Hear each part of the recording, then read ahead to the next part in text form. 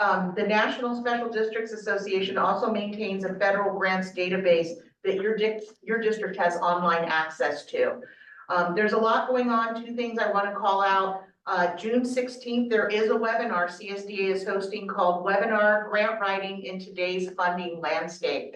It's on June 16th at 10 a.m. Tuesday. I just highly recommend it when I meet with special districts. More of you are wanting to learn more about how the grant process works in today's political environment. We also have our annual conference, August 24th through the 27th. That brings special districts together with both staff and board members, as well as vendors who are expert providing services. Thank you very much for letting me speak. And what I would like to do, if it's okay with the chair, I have some flyers I'd like to give you and my card, and please contact me anytime. Is that okay if I do that? Sure, thank you. Okay, should I give them first? Okay, Thank you. great. Thank you, everyone. All right. Thank you for hosting the training. Run, Steve, that was me and Casperville. Really soon. Bye, everyone. Bye. Thank you. Thank you. Hello, board. Hi. My name's Louise, and I'm in my 20th year here working as a nurse for Watsonville Hospital and our community. I've been here through corporate changes, management shuffles, private cash grabs, legislative hopes, financial crashes, surges of disease, and now this, the edge of despair. Bad decisions and a cruel economy are gutting the hospital of nursing expertise, energy, trust, and our very ability to keep going. Wait times in the emergency department are critical, and there's critical short staffing on all our units. This affects everything we do, and the grind of this is eroding the foundations of the care that we can provide. Isn't the board supposed to supervise and oversee the management of this hospital? We've allowed a reduction in the care of our hospital and the care that we can give to our community. And the nurses are holding the hospital together with our bodies and our hearts. Our challenges are huge, as they have always been, in a system that segregates healthcare between profit and whatever's left for the underserved. Who has okayed these decisions as to how the hospital is being managed today? A cruel machine for patients and staff being treated as things and not people. Who okayed the plan to push nurses to physical and emotional exhaustion as a cost-saving measure?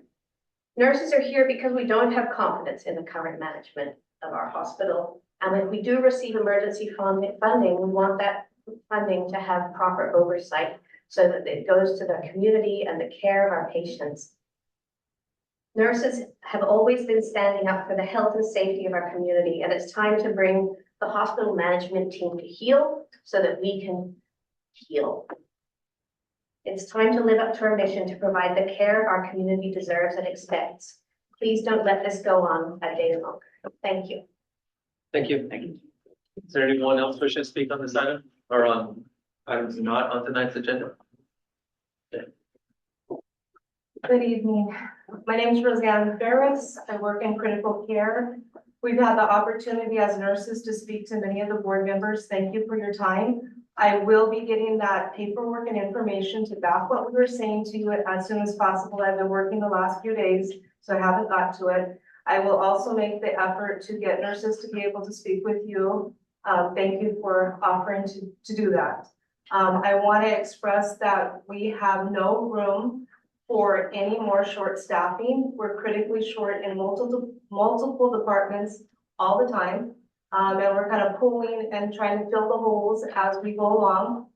We still have issues with supplies, critical supplies, and we're hoping that, you know, all of that information is getting to our management team and C-suite.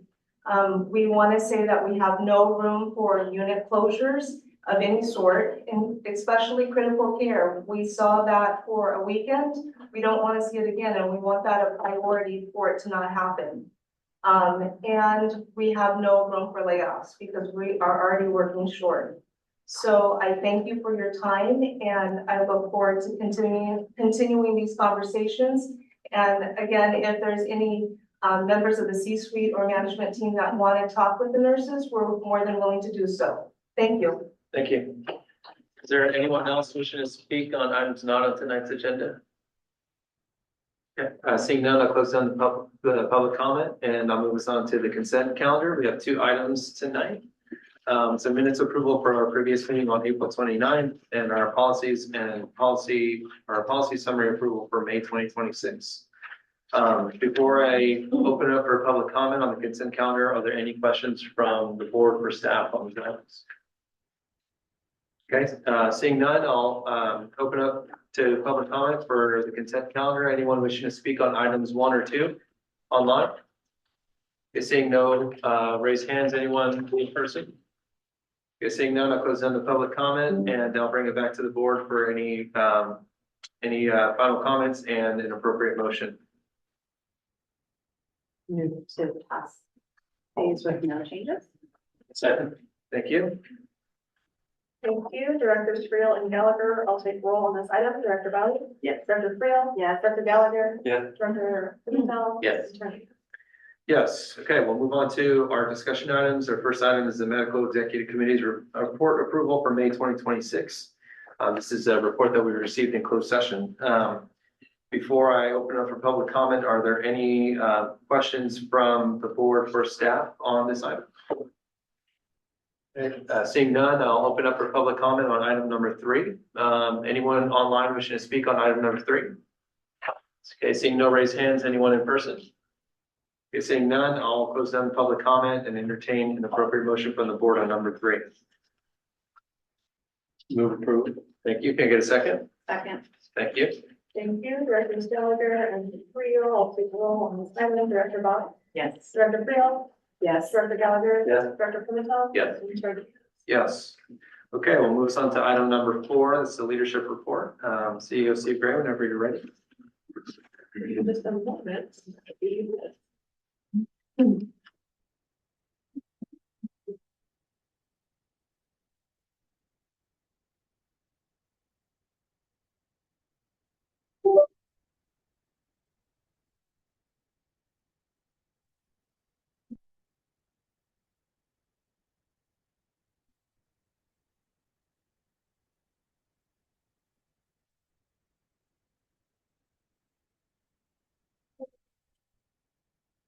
Thanks, Rosie. I know you're still sharing it. Appreciate that. Okay. So have a number of kind of varied updates. Obviously, Julie has most of the finance update. I've got a little bit of kind of high level state level finance updates, as well as really a couple things to celebrate, because there's, despite how challenging things have been, there are some things to celebrate as well that we want to make sure that we don't lose sight of. One item that I want to bring to everybody's attention, and we will send out a press release on this, but it is that time again to call for candidates for the Measure N Citizens Oversight Committee. So as a reminder, there are up to 3 seats available, with each serving a 2-year term from August 26 to August 28. And will be appointed by the district board in August of this year. So at our August board meeting, we'll have applications accepted in the June and July months for these seats. And just as a reminder, the Citizens Oversight Committee for Measure N is responsible for informing the public, reviewing expenditures that are Measure N related, and writing and reviewing an annual report that it brings back to the board for public consumption. Candidates must be over 18 years of age, must reside within the district, and may not be an employee, official, vendor, contractor, or consultant of the district or hospital. And there is more information on our district website about this. So this, like I said, we'll put a press release out within the next couple of days so that people in the community know that for the next 2 months, the application process will be open.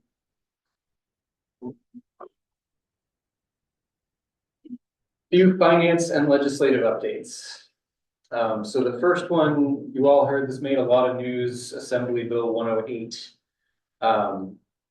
$25 million for hospitals, as it says on this headline, without knowing who qualifies. This is a bill that provides hospitals a grant. So this is not a loan like the 2023 program was. This is a grant program. It is for a very select few hospitals, those with 10 days or fewer of cash on hand. As you know, we've had 8 or So somewhere between 6 and 12, pretty much for 3.5 years. So we qualify there, as well as having a high Medicare, Medi-Cal payer mix, and as well as having exhausted all of our other funding and financing opportunities. So those are really the criteria. They released the application on May 11th, and the application was due on May 18th. So those things happened. Thank you to Julie and her team for doing the bulk of the work to get that written and in and on time. And then you can see the next step is HCI releases small grant award determinations Tuesday, May 26th. For those of you who are aware of your calendars, that was yesterday. That did not happen. It also hasn't happened today. I have been in touch pretty constantly over the last 48 hours with our friends in the legislature, not necessarily those who work in this department, but the ones who are communicating with this department. So Senator Laird's office, others who we work with up there, and they assure me that this process is still moving along and that the governor and the administration are reviewing the final determinations. So they haven't come out yet. I might check my phone a few times during this meeting to see if we've gotten an email. Julie will too. And if we hear during the meeting, we'll let you know.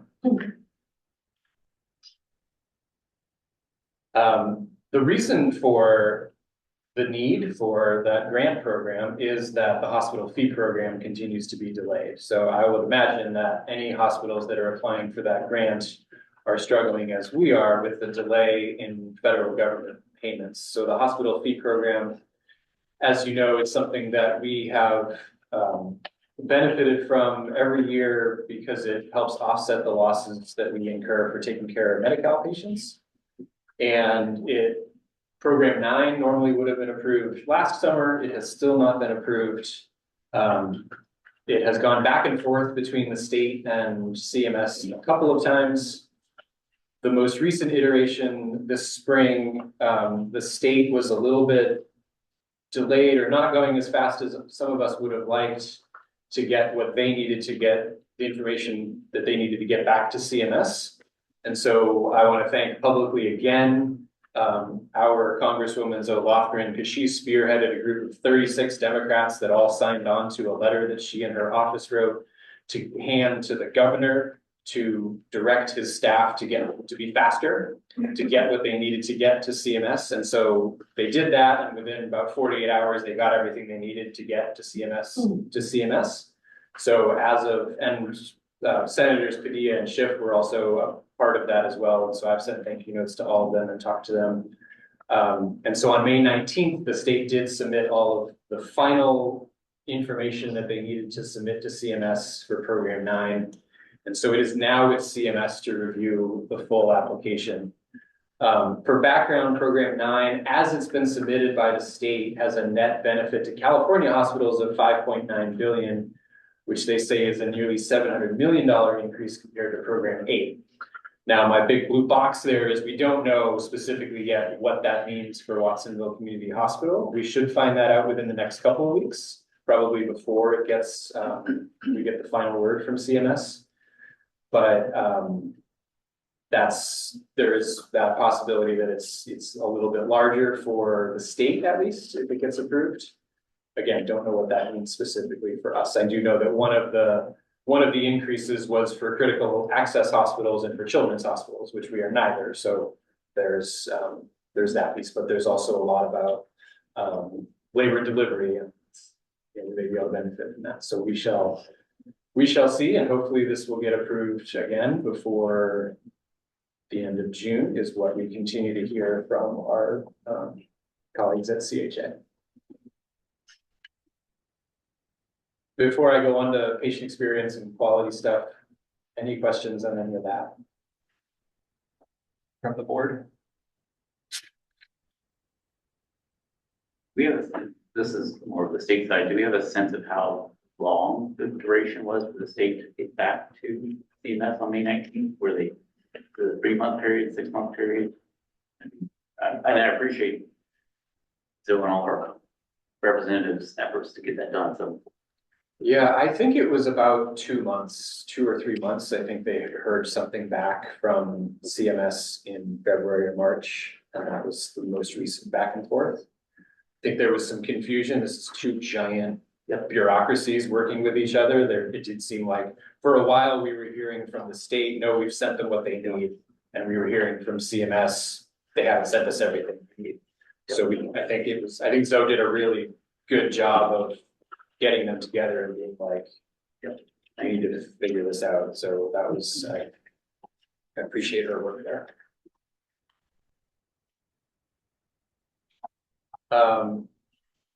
Patient experience. So Michelle Zaros, our quality and patient safety director, is going to give you more of an update on some of our patient experience and quality stuff in a bit, and CMS star ratings. So these are the star ratings that we get from CMS. They're on a scale from 1 to 5. And I just wanted to give a sense of where we've come since the district took over. I think this is a really good story. Every single dimension within the patient experience has gone up at least 1 star. That is pretty monumental. And again, I think, just credit to the people who are all in this room and to their colleagues in staff and nursing and leadership that despite all of the challenges that we have financially and with the world around us, that the patients continue to rate their experience better and better. And obviously, we'd love to see all 5s in all of the areas, but we do have a 5 in one area, and we're recently in a Becker's Hospital Review article for having one of the cleanest hospitals in the country, because we're one of the 18 hospitals in the state, and I think 396 hospitals in the country that have 5 stars on CMS for the cleanliness of the hospital. And again, that's the patient's rating of the hospital. This graph, a little bit busy, but it has some of the local hospitals. You can see kind of how we compare to hospitals that patients might be choosing amongst us and amongst others. And so we compare pretty well. This graph would have been a little harder to show and swallow in 2022. So something definitely to be proud of.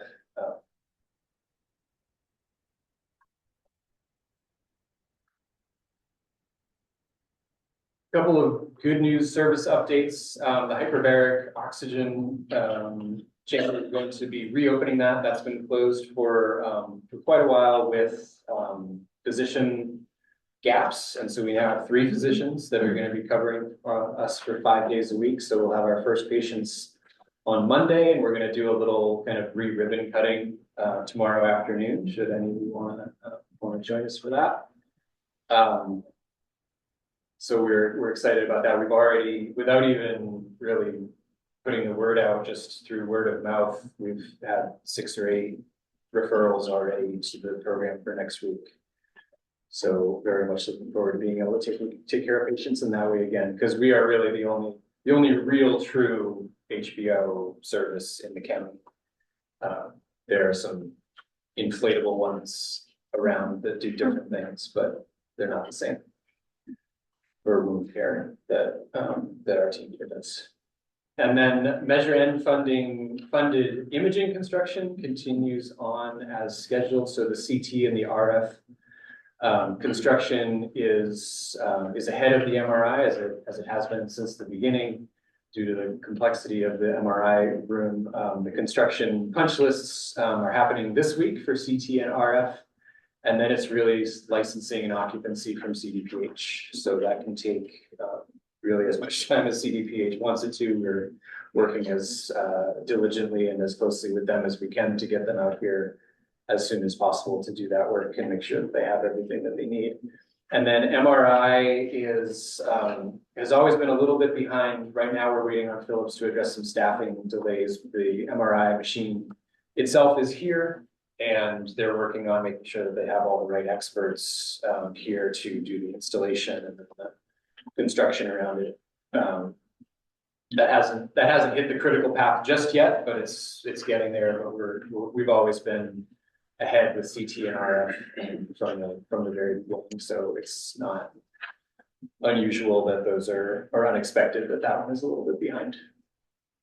But good news, and hope, by this summer, we should start to have some ribbon cuttings there as well.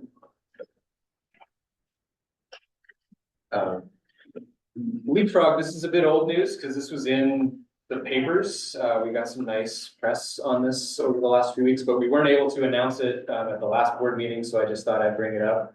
And this is just a really fun chart to look at. I think, again, thank you to all of the staff and physicians and leaders in this room and back at the hospital who have done some amazing work. That is a really unusual progression for any hospital, let alone a hospital that's faced the severe financial challenges that we have. So really proud of y'all and the team for doing this. But this is really, we started as a D when the district took over, and that's really cool. And Michelle is going to have some more on Leapfrog and CMS stars and how they're similar, how they're different in her presentation a little bit later. And then I showed this slide last year and the board seemed to be interested in it, so I've updated it based on changes and scores. So all the hospitals within 40 miles that get a Leapfrog safety grade, there they are.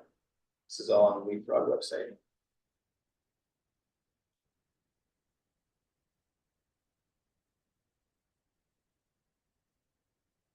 That's my last slide, so I could just leave that up if you want to keep looking at it. Any other questions? Questions for Steve about any of these items? No, but I appreciate you even stuff, because we're chomping, I think in our. That was a huge success, and I think all the staff who brought us to this moment it indicates a lot of things are on the right path.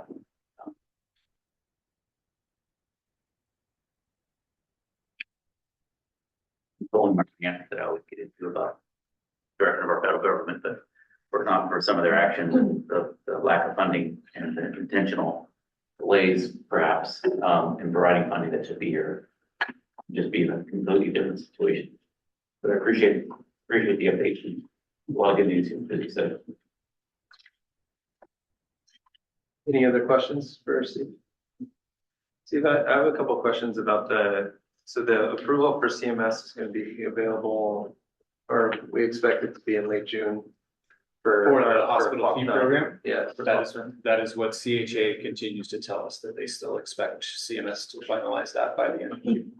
When are those dollars going to be available to us if they meet that, like June 31st? Yeah. Or that just make up a day? We don't know for sure. Typically it's 60 days or more.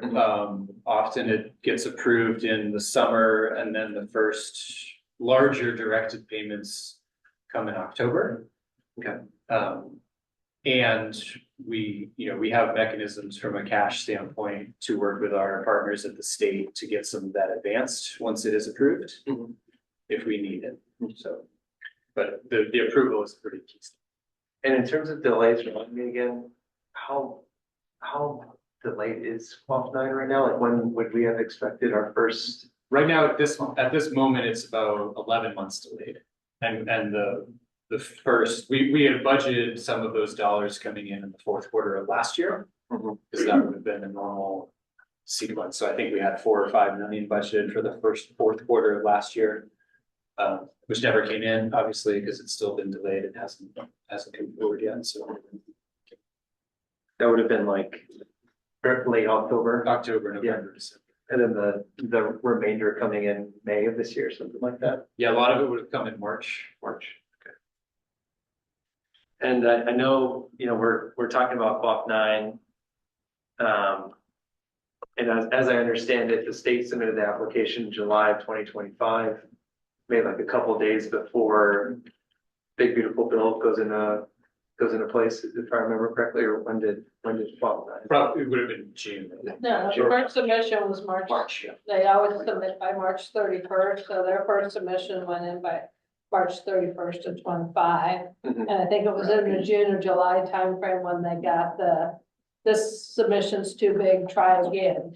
And they were given some period of time And then to, the big beautiful bill came out and was signed, and it had additional requirements for these kinds of programs, which we're not the only state that has one. Right. Almost just about every state has something like this. Okay. And so they all had to scramble and change their programs to some extent. California, probably more than others. And then, Quap 10 is right around the corner, it sounds like, right, from the state? Yeah, I don't know about around the corner, but it is likely and hopefully to follow program 9 more closely than it would have otherwise, because they're pretty far along. Because if we were in our normal cadence, Quap 10 would actually be being approved right now, right? Because 9 should have been last year, so 10 would have been this year. So my understanding from CHA is that as soon as 9 is approved, they'll then resubmit all their 10 stuff. And maybe by the end of the year, 10 will be approved, which would be just 6 months after 9 was approved, instead of the usual 12 months. But it's still 6 months delayed from this. That makes sense. No, I don't. So yeah, I think there is the possibility of funding in 27 and into 28 having more overlap between a couple of Quap programs, as opposed to the last 12 months, which have had none. Right. Okay. It could be pretty substantial for the hospital. I mean, to have 2 quad programs, it seems like, at least how I understand it, be layered on top of one another at the beginning of 2027. It could be, and we have to remember that the big beautiful bill starts to ratchet down the caps on these programs, and so 10 unlikely to be the same size or bigger than 9, and 11 same, right? So the state is probably gonna need over the next few years to start finding figuring out some other funding mechanisms to help keep hospitals whole for taking care of the underserved populations. And then, to that, you beat me to it. Do we have any? I've been trying to stay up as much as I can with what's happening at the state legislature and the budget. And I've seen 300 million requested from the state for distressed hospital loan round 2, or from the Senate. I've seen, I think 200 from the Assembly, 50 from the governor's office, which you gotta toss them out of there. But, and then I just saw, I think the Black Caucus in, I think the state of California just asked for 500 million for distressed hospitals. And so I don't know if we have any sort of direction of where we think it's gonna land. Yeah, no, Distressed hospital. I have no idea where it's gonna land, but you're right. The state Senate was the first budget committee to meet and recommend something on the distressed hospital loan program. The 2023 distressed hospital loan program was $300 million. That went to 17 hospitals. The one that we're looking at now is a $25 million grant that might go to a handful of hospitals. For 2026, the legislature would like to bring back another distressed hospital loan program. The Senate recommended 200 million, the Assembly recommended 300 million, and the governor's May revise said 50 million. 17 hospitals got it in 2023. I can only imagine that it's going to be 20 or more hospitals that are going to need it in 2026, given all the challenges that we've all faced. So 50 million is not going to cut it. So there's going to be a lot of lobbying for that program to get bigger, closer to the 200-500 million range. And the governor has made it pretty clear, like if you watched his May revise, we actually had a group of healthcare people watching his May revise presentation because we thought it was going to be like some stuff on healthcare. And it was like 45 minutes long, and like 44 minutes of it were about education. Which is great. I love the kids and and the teachers. The teachers should get paid more too. And there was nothing on healthcare, and there was kind of a side note that he just was up 50 million for the distressed hospitals. So I think there's just a lot more to come on that between now and July 1st. Okay.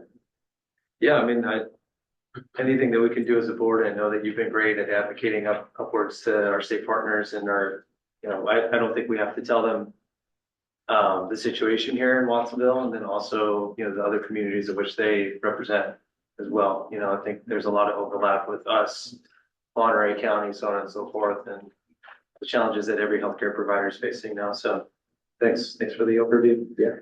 Any other questions for staff? Okay, I don't have to take public comment on this, but I will open up to public comment. We'll start online. Anyone online wishing to speak on these items?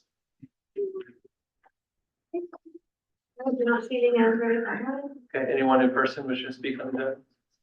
Okay, seeing none, I'll bring it back. Oh, please. So when Steve showed the slides, I'm Jennifer Gavin, I work in the pharmacy in Massachusetts. So the 5 that we got wasn't cleanliness. And what I found out from the EBS director yesterday, and we acknowledged it today in our safety fellow, is our EBS manager, she actually rounds patient rooms, and she's one of the main reasons that I think our scores went up so much. For cleanliness, she goes in, she's bilingual, we're fortunate for that. She goes in and manages things right then, and her staff is great at supporting her, so they go right in and manage anything in real time if the patients are having any issues. So Agatha Villalobos, she's great. Her and Susan Sample's staff, they've done a tremendous job. Awesome, thank you so much. Anyone else wishing to speak on this item? Okay, seeing none, I will bring it back to the board for any final comments before I move on to item number 5. Any final comments on the leadership report? Okay, I just want to take a moment. I know we have a lot of staff here and then a few staff members as well on the call. I'll just take a moment just to, again, like Steve said, just thank you for your ongoing work. The move from a D to an A does not happen without people who are extremely committed to the community. So just thank you for your ongoing work at the hospital and for really your patience, I think, for us as a board and this really difficult time that the hospital is going through. And we understand it and we're looking for solutions. So just thank you so much. Okay, moving on to item number 5, the Chief Financial Officer Monthly Finance Performance Update. Very good. All right, so April 2026. We had a slight loss in the month of April. We lost about $244,000 in total. You can see that net revenue was down beneath budget by about $341,000. Little softer volumes on some of the outpatient services and some of our clinic side. We did pretty well with the expense management, with doing $736,000 favorable to budget on the operating expenses. That's kind of from a fixed perspective versus volume based.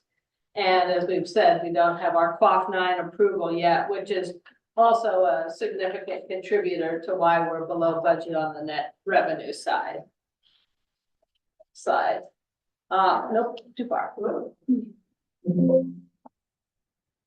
So from a year-to-date basis, we're still favorable to our budget. We have a favorable bottom line net income of almost $705,000, whereas we had thought at this point we might still be in the negative. You'll remember that we budgeted more conservatively this year in terms of volume because we had seen quite a volume drop last year. And sometimes we're still below certain volumes this year, but I think somewhat between the mix of things that we're doing and things being a little bit stronger on the inpatient side, that has helped us. It helps us not only from the net revenue side, because it does reimburse a little bit better, but it also helps us be more efficient with staffing on the expense side, especially with ratios and things, core staffing needs. Next slide. From a statistics part, we were actually favorable, 25 more admissions than we had planned for, and about 50 more patient days. The average daily census was up almost 2 from what we budgeted, so we were 28.5. And our length of stay, you know, it always kind of sits in that 3.4 to 3.6 range generally, unless we have a few outlier patients, and we were at, 3.36 this month. Case mix was down a bit, so not quite as acute. Although this number can be heavily kind of influenced by the OBGYN population. And so when we extract those out, then our acuity was a little bit higher. Deliveries below budget for the month, but kind of more back in the range of where we typically see them. And you'll see that in a couple of slides when I show that trend. Surgery volume was strong. ER visits were strong. Our outpatient volume is still below budget. And as we've noted before, we do have some reduced hours in some of the elective outpatient areas, both from a perspective of not having the volume there to come to the hospital. And so that's basically been the driver on the monthly basis. When we go to the year-to-date slide, that's where we still factor in that some of the, we went 6 weeks into the year without any MRI volume. So that also contributed to the outpatient visits being, as this slide shows, 760 below budget. But you can see for the most part, we are exceeding our budgeted numbers. Can you go to the year-to-date slide, please? Yeah, thanks. About 10% up in admissions, about 3% up in ER visits, and surgeries up almost 2%. So it's really just some of those outpatient walk-in type services or elective scheduled services. Next slide. When we do try to do some adjusting for volume and the case mix, you'll see our net revenue just slightly down, 3%. Again, this net revenue number would include some budgeted QAP 9 dollars that have not yet materialized yet, so they're not showing in the actual. Most of our expenses are favorable, but not too favorable to budget. So it says that we're managing our expenses well, and it is improved efficiencies. It's not necessarily cutting staffing or cutting supplies. It's managing to the volume and the acuity that we have. Let's go to the next slide. Here's the trend of volume. So while we had grown kind of towards the end of the fourth quarter and into the first quarter up through February, the admissions have been lesser the last couple of months. But it was really what we had planned for. And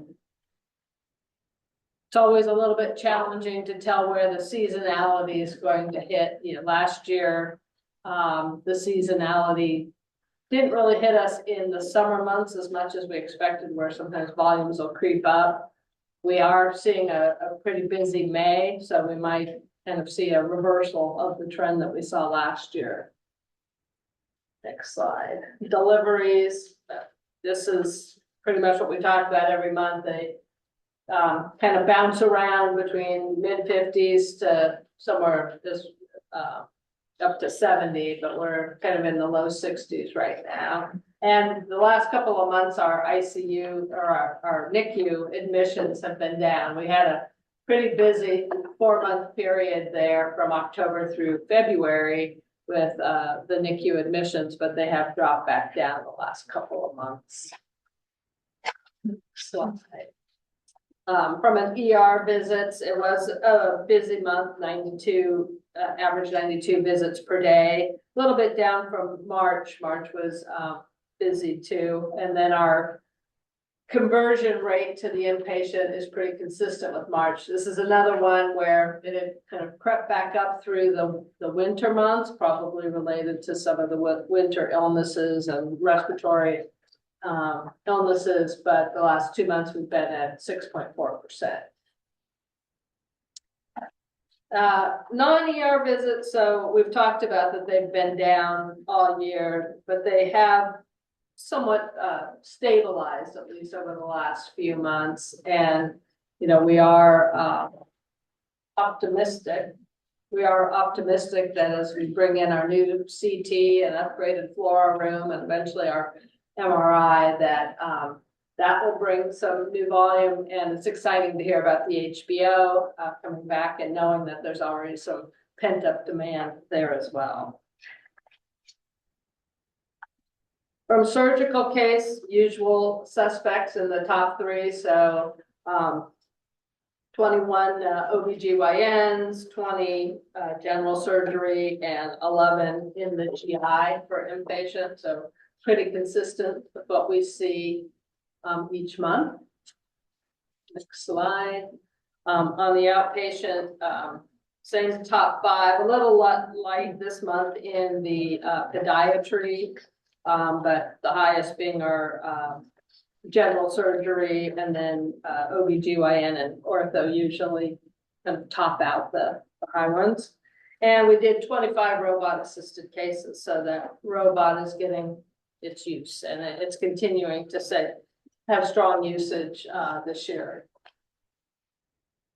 Side. From a payer mix perspective, last month our commercial admissions were down. We're bounced back up 14%, not necessarily our strongest month, and we're happier when we're closer to 20%, but nice to see a little bit of a bounce back there. The Alliance was at 43%, so that was also a bit higher than the prior few months. And Medicare, the Medicare volume stayed pretty solid at 31%.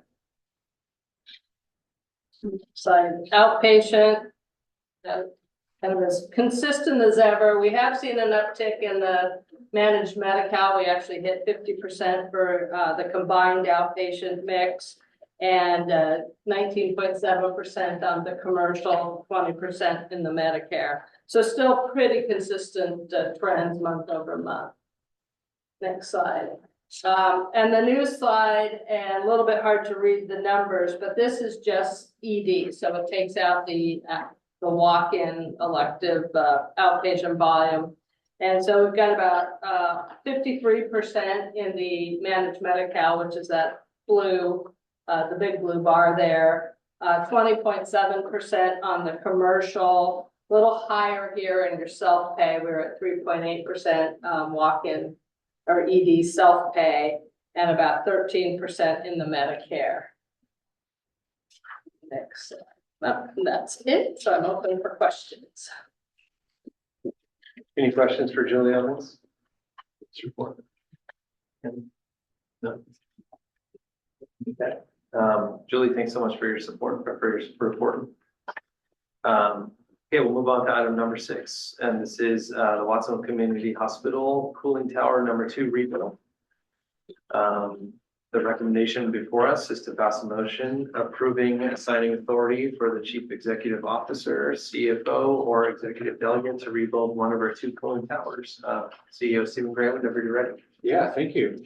So this, as you can see, is a request for spending some of our Measure N dollars. Our facilities director, John Burke, has joined us to tell us a little bit about this project. This is one of the many critical infrastructure items that has been delayed for years by previous ownership that Measure N allows us to finally take care of. So John's got 3 or 4 slides to give you a sense of what it is that we're going to be doing and why it's really important. And we appreciate your time. Thanks, John. Thanks. Hello, John. Good evening, board. Appreciate the opportunity to come before you and make our requests. Go ahead, Rosalie.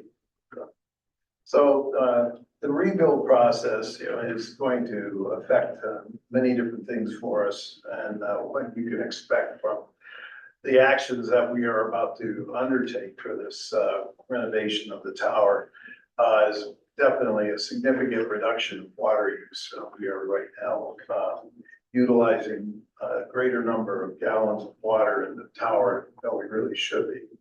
And with that renovation, that will reduce a lot of the water consumption. More efficient use of electricity as the unit will be cycling level that would be as appropriate. Reduce chemical usage because we won't be wasting water and the chemical won't be going down the drain. Ensures the redundancy of the towers, which we have two right now. One's working, one is not. Less service maintenance because the upgrades that we seeing there. And the project to upgrade our cooling tower is to reduce consumption and cost while promoting the operations of the overall cooling plant. The cooling tower is part of the HVAC system, which includes all components of every building from the hospital to the ASB and to including the MOB. So it covers quite a size of the plant. And this is all part of the Measure N money that we're asking the board to fund this project. The funding would cover a $307,000 project, which is a not to exceed contract. And we have built into this money 10% contingency number. We're using contingencies now because there are a lot of things that come up from time to time with these projects that we have found that are unexpected. And so because of that, we've increased it by about 10% to cover those things. So that brings me to this point, if there's any questions that you all have on our submission. And I'll just add a couple quick points. Thanks, John. That was great. One is that this is part of the building infrastructure, which makes it Measure N eligible. The other thing is that it is really a complete rebuild of the cooling tower, which extends the life of it. So you kind of recapitalize it, and so that's the other piece that makes it Measure N eligible. It's not just a repair, right? This is like, we are rebuilding this thing. Exactly. Not we, the people. Our contractor. Any questions for John? Is there an expected completion date? Right now, we're just getting into the flow doc to find out when we're going to begin the project. Okay. You know, we're gonna get a PO submitted to the company. And then we'll get a timeline on delivery. And then once we get that, we can project out. Is your guesstimate 4 months or 3 months? No, it's a 2 to 3 months. Thanks. Okay. That's just some, silly question. How many towers do we have in, or is the other one? We have two towers that are definitely in need of, well, upgrades. Yeah. The other tower is functional, but you know, they're old. And with old equipment comes surprises and unexpected downtimes. So is it that they both have about the similar Yes, status and you're prioritizing this one and then yes. waiting? This is the worst of the two. Got it. How did we select this vendor?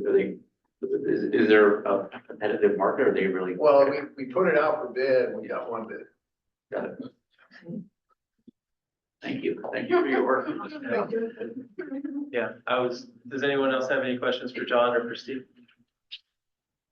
I do have a couple of questions just about the contractor or the vendor. Who is the vendor? Who's the contractor? American Cooling Yeah, American Systems. Are they local? They are, I think, they're semi, I think they're Bay Area, I think they are, San Leandro. No. yeah, they have, East Bay. yeah, San Leandro, they also have a Modesto, so I'm not sure which one would be where they would be coming from, but they, yeah. Less traffic from the distance. Not if you're traveling 580. Yeah.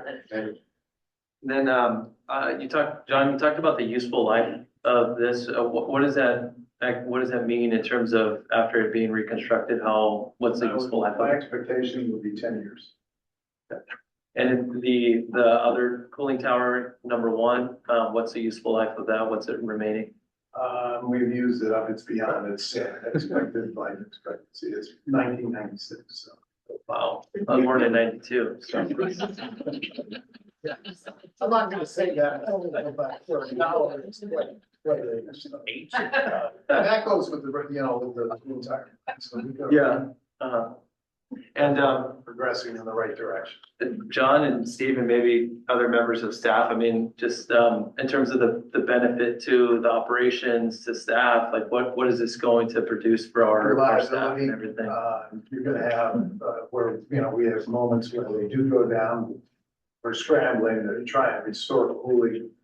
And it can get dicey, especially when, you know, you're doing surgical cases, so it's quite, critical for that particular operational area. And, the efficiencies that we're gonna see with reduced water consumption, electrical consumption, the supplies and all the chemicals that go into that, it's gonna be substantial. You know, because right now, the, you know, water is going down the drain. We're not able to recover that. So this way, it's in a loop system will be closed off. We're gonna fix a lot of the broken components, and we're basically gonna strip it down and right down to its superstructure and rebuild it from there. So. And Tony, one of the many things that keeps some of us like in these roles up at night, right, is if you get a hot summer day and you can't cool the hospital, you can't take care of patients. Yeah. And I can add that, for the engineering staff, taking care of this equipment takes more work over the last, you know, the older it gets, it takes more of their time, more attention, more money to maintain and fix them. It is a worry for all the engineers, and HVAC stuff is something you don't notice when it's working. And having to keep that in the background, not noticeable, is becoming harder and harder. And for our equipment purposes, we're installing some pretty amazing equipment that needs to be Right. temperature regulated. So, not to mention pharmacy, right? We have a lot of things that are actually very temperature regulated for various purposes. So, I think at the end of the day, if you look at everything that we're, you know, progressing with here at Watsonville Community Hospital, with the new radiological equipment, we've got a cath lab, our bariatric programs back up. You know, really, we're gonna be on cutting edge, state of the art facility. I'm really excited to watch this stuff go. As I told State, I want to be here with more prosperous. And Tony, we're in 1992, then Yes. that means that what's breaking on your end? I did not say that. I got a 4-year-old boy, you know, so it's like, yeah, back, it's all this stuff. What happens when you open up dialogue with the auditor? Any other questions? I have a couple more questions on Measure in dollars, but any other questions for staff? That's, I imagine, taking us to maybe the end of the first round of Measure in dollars, or I don't know how much we have left. It's getting us pretty close. We've got a really close watch on that budget. Julie has a series of reports that show what we've got left. And we've got a couple other large projects like this that will probably come our way, board's way. And that'll be it. After this project, it's certainly less than $1 million left. Right. And anything 250 or more will come here. So we'll have 1 or 2 more that'll come here. And then we'll start talking about the next bond sale, which will probably be early 2027. Well, just, you know, I know that things take time, and this is more of a comment than a question, and I know that this is we do need to pass a motion, so you have to go for public comment.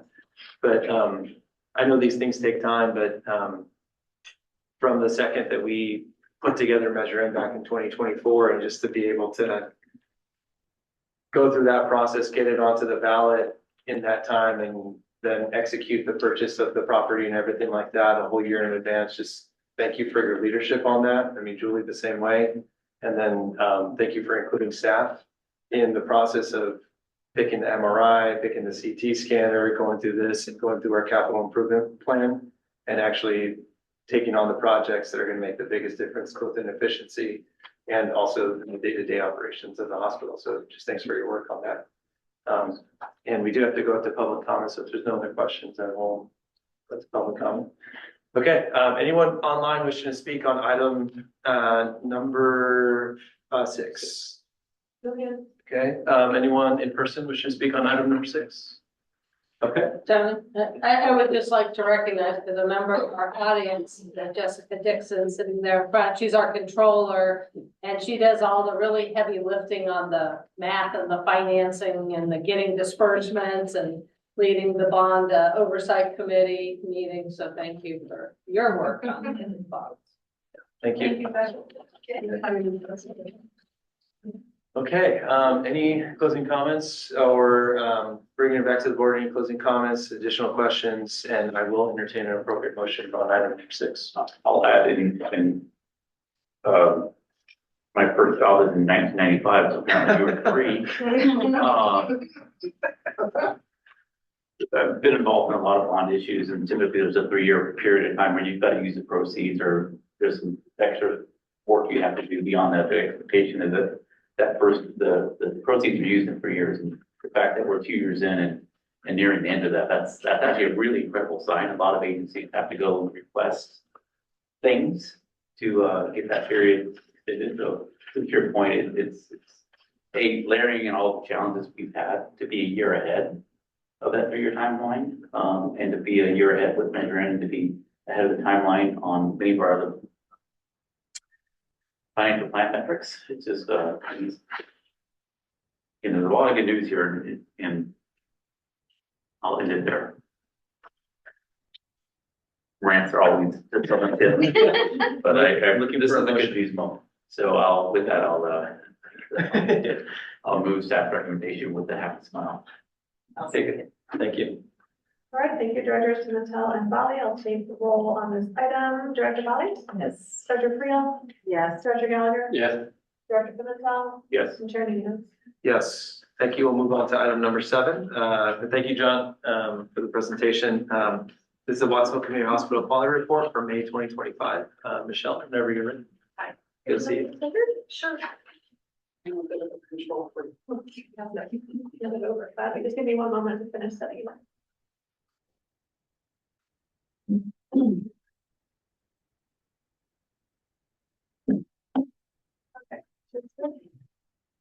Hi, everyone. I am Michelle and I am the director of quality. Nice to meet you. Let's see. So, as Steve alluded to, I wanted to do a quick comparison just based on the last time I was here on the difference between NEPCOG and the CMS star rating. And last time I was here, we were 1 with CMS stars, but we are now 2. So yeah, we're getting better. And then this will look familiar to you, the leapfrog score. We'll just get into a little bit of the differences between leapfrog and CMS. Starting with their primary focus, leapfrog is really looking at patient safety, where CMS is looking at the overall hospital quality. The audience, of course, is people that are worried about safety versus looking at comparing hospitals as well for CMS. The main emphasis for leapfrog is preventing harm, and CMS is looking more at the performance across many domains of different parts of hospital care. The data sources for the 2 are different.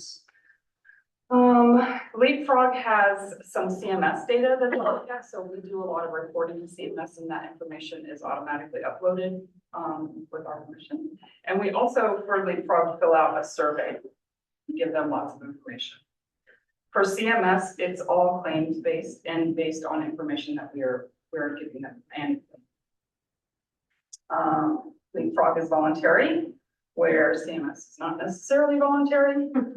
And the frequency for Leapfrog is biannually. They do it in the spring and then in the fall. Whereas we typically do an annual report out with CMS. And then they look to the answers the questions they answer are Leapfrog, is this hospital safe? And CMS, how do we compare to other hospitals? And neither one really tells the full story. It doesn't tell the full story. This is the next slide, but I have control.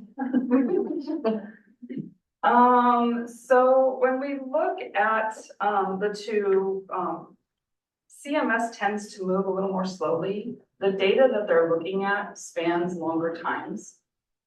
Oftentimes 2 years, looking back on our data. It reflects long-term trends. And it lags behind oftentimes the operational things that we're doing right now, we're putting in place right now. It looks at measures like mortality, readmissions, patients' experience and safety indicators, which is why I report out on those when I come talk to you. Leapfrog is a little more nimble. It reacts to things a little more, to change a little more quickly. It shows the improvement faster, and it will also show decline faster. The fluctuations can be more dramatic. And Leapfrog can be an indicator of the direction that we're heading. So that's all I have for Leapfrog. Any questions? I do have a question. How do any of our regulatory agencies, Joint Commission or whoever, do they rely on these? Are these indicators that they look at to prompt any of their questions? No. So from the mandatory side with CMS, what ultimately is goal? Is it just to have a national system to be able to rate? Like, what is that? It impacts our payments. Yeah. So the higher our stars, the better our reimbursements.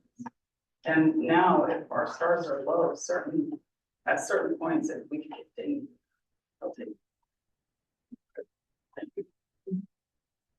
I have a question about, Emily, you want to? Under patient experience, how is that measured? Is it through surveys? How? Yes, patient surveys, specifically, we call them HCAPs. Some of them are mandatory through CMS. There are certain questions that we ask that are specific to CMS. And like response rate, and how many people complete those? Is it, do we know? Actually, our response rate is our quality improvement project for this year. Our hospital-wide quality improvement project is in improving our response rate. We could do better. Can you remind me the response rate? That's people that have gotten care and then take the survey after, like several days after they've gotten the care? When is that survey done? Yes. Yeah, they typically get it in the mail couple weeks after they go get it. And it's not, they make several attempts to try and get responses. Understood. My question was about CEO Gray talked about the news coverage around Leapfrog, and that was something that I'm not sure we created a press release and sent that out. I don't remember how we got that into the news, or that was something that was. We had a press release, but we didn't really need to use it because a lot of the publications picked up on it. So my question is kind of around that, is both like the CMS, the Leapfrog, and then the star rating.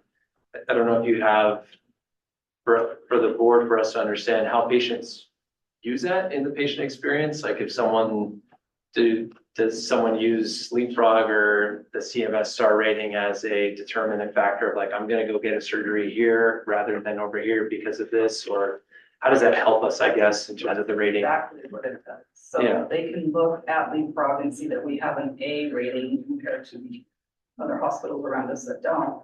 And it could impact their ability to choose us or their decision to choose us. CMS, hospital compare site, you can actually take our hospital and compare it to other hospitals that are close by. Okay. Thank you. That's my questions. Next, a little bit of regulatory activity that we had. So as you are aware, I'll unmute you. The Joint Commission was here in July of 2025. We had a couple resurveys already, and we had our final resurvey for that visit at the end of April. was a one-day survey. We had a couple surveyors come in. They did still have some things that we need to do a little bit of fine tuning on. But overall, the lead surveyor said it was a great survey. He was really happy, and they are not coming back for this survey anymore. We can anticipate them in our next 3-year cycle. So GATCH is our general acute care survey prep. We've been working really hard to kind of anticipate our next survey with CDPH. This would be a California State survey. This has since been updated. We've done all of the assessments with all of the different departments. Things look really great. We just have to update our policies. That's the biggest challenge right now, is getting our policies up to date. Everything looks really good though.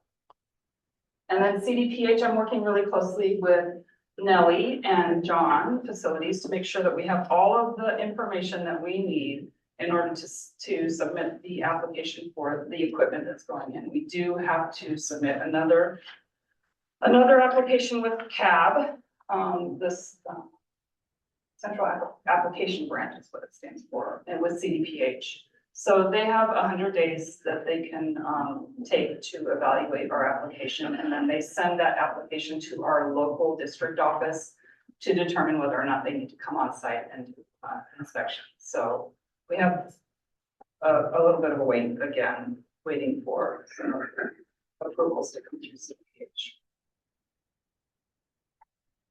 Joint Commission audits updates. I just have a couple of examples of some audits where we're really, really close. Crash cart audits. Our goal is 95%. You can see we're almost there. We just have to have 3 months where both of these measures are 95%. So we're close. And then same with the pain audits. We're hitting that 95% mark here, except for reassessments. And reassessments are notoriously difficult to do. So we're working on it, and I anticipate that we will get there.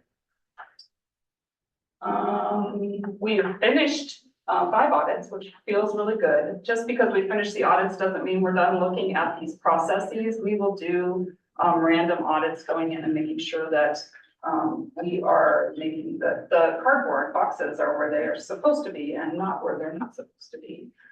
Making sure that our STARAD log is complete, looking for expired items. So we will still do those random audits. If we find things out of compliance, we're definitely going to be talking to unit leadership to let them know. And then these are the 7 audits that we have remaining. And of these 7, I feel pretty confident that we'll probably, next time I come talk to you, we'll probably have 4 of them resolved.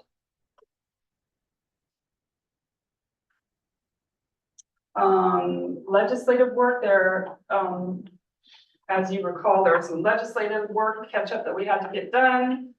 We are slowly making progress. We have 5, with a total of 9 that are still pending. 5 are overdue, but we're working really hard to get where we need to be.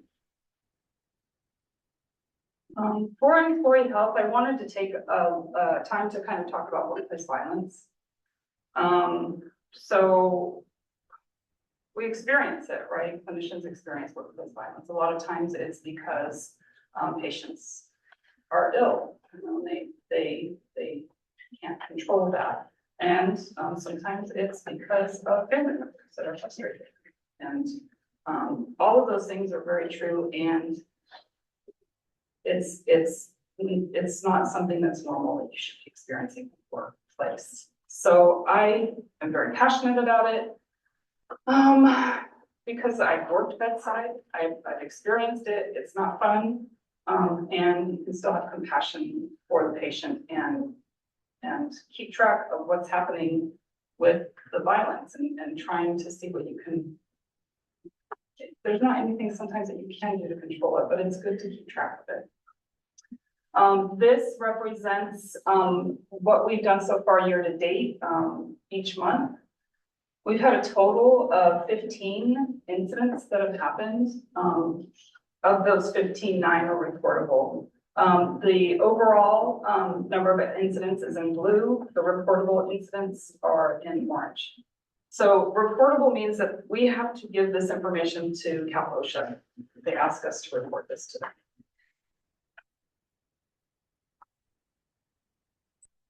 This is a really difficult slide to see, but I will point to it really quickly.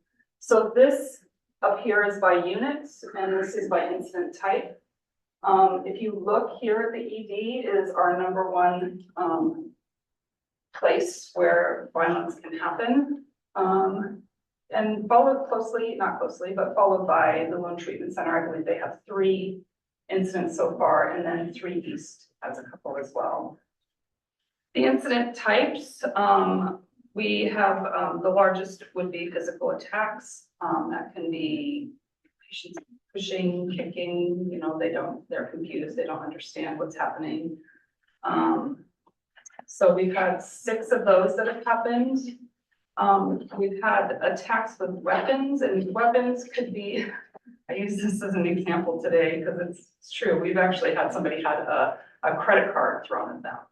So, and technically that's violence. So we, yeah, we've had some weapons that have happened or been used. And then the third would be verbal attacks.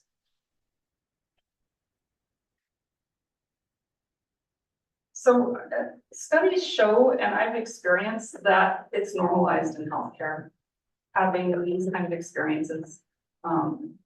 I think clinicians just expect it to happen.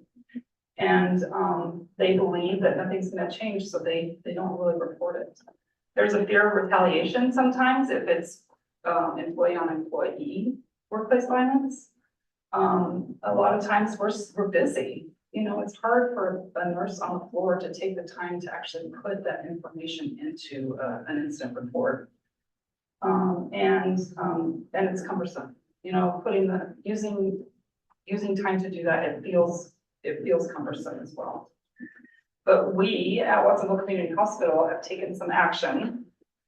We have a really, really robust workplace violence prevention committee that Margaret and John and Robin help out with every month.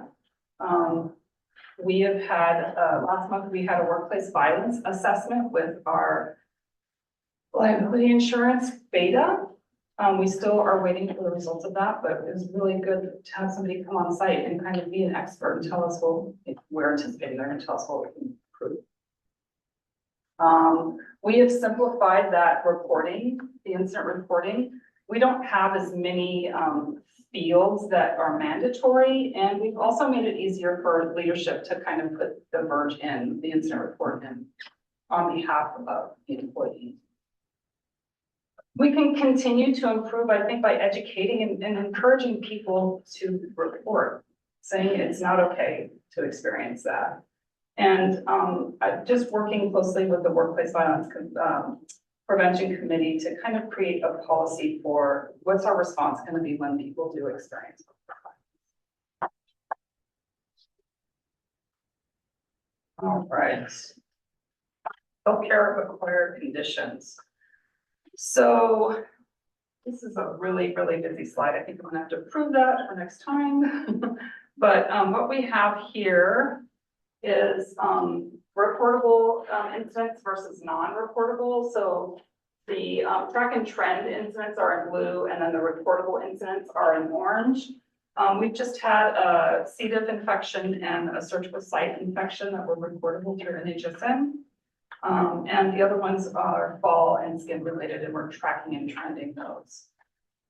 We've had a total of 16 falls, and the fall, 12 of them were without injury, 4 were minor injuries, and that's this information down here. Skin type events or skin integrity events, there was a total of 10, and none of them were reported.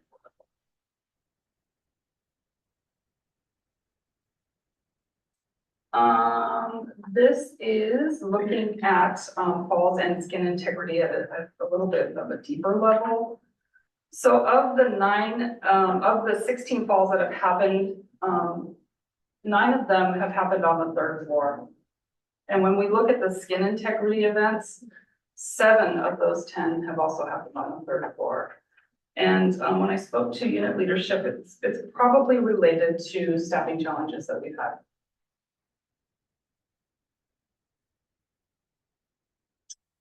Fall trends. This is comparing 2025 to 26. April of 25, we had 13. April of 26, we had 16. So we're trending up. Hopefully that's the last time I have to say that.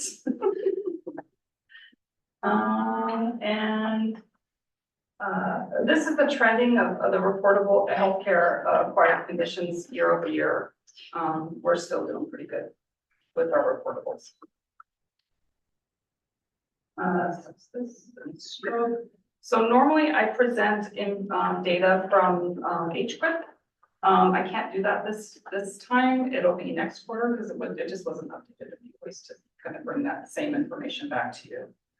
But what I did do is I kind of wanted to show you guys what we do for looking into sepsis at the quality level. Like what are we doing in the quality department to look at sepsis? So for April, we had a total of 29 cases that we looked into for SEP1. It's looking at severe sepsis and septic shock. We took that deeper dive into these cases. We've met our goal of 95% for all of the four different measures for SEP1. And the one where we're kind of falling short is the bolus administration. So there are things that have to happen in the first 3 hours of somebody coming in that's diagnosed with sepsis. They have to have blood draw, they have to receive antibiotics. My brain is going to fizzle on the other ones that are there. Lactate, blood culture, there we go, antibiotic, and the blue one, which is the fluid bolus administration. There's fluids that need to be administered. If the recommended fluid amount is not administered, there's documentation that the physician has to put in. And CMS is pretty particular about how they like to see that information. If it doesn't dot all the I's and cross all the T's, it's a fallout. And that's kind of what's happened here. Again, I don't think that's an uncommon thing to happen. I think a lot of hospitals probably struggle with that. This is taking a look at American Data Network, who they actually report into CMS on our behalf around sepsis measure. They don't look at all the cases. For example, for January, they just looked at 6 of our cases. So they picked 6 random cases, looked at it and looked to see how our compliance was.